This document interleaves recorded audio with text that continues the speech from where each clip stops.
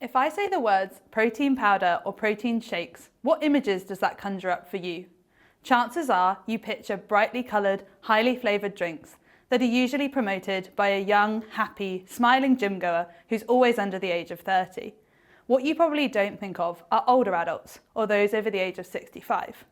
But research has shown that this demographic stand to benefit just as much, if not more, by consuming these products.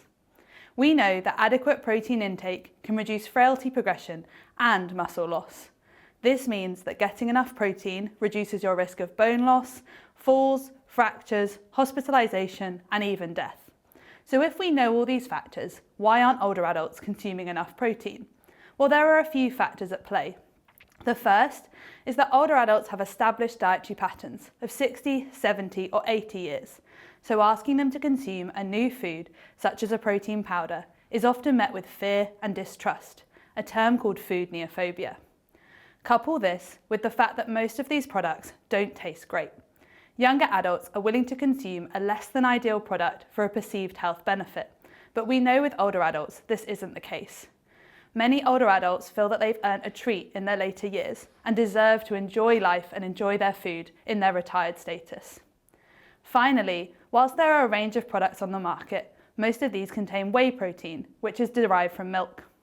Whey protein interacts differently with the saliva of older adults, creating a chalking, drying sensation that's hard to swallow. If you combine all three of these factors together, a food neophobia, an unpleasant taste, and issues with texture, it quickly becomes understandable why older adults avoid these drinks.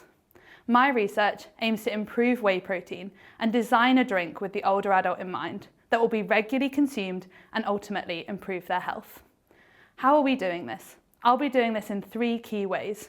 The first is looking at adding additional ingredients called emulsifiers to the whey protein, and the hope that this will reduce the friction in the mouth and decrease the amount of time whey protein can interact with your taste buds and cause that drying or chalking sensation.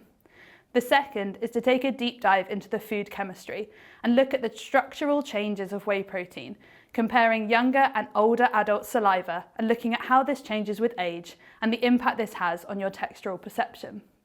Finally, we want to understand what barriers exist preventing older adults from consuming these drinks, but also what motivates them and how could this be used in marketing and educational tools to increase the consumption of whey protein drinks. Ultimately, my research aims to keep all of us stronger for longer with whey protein. Thank you for listening.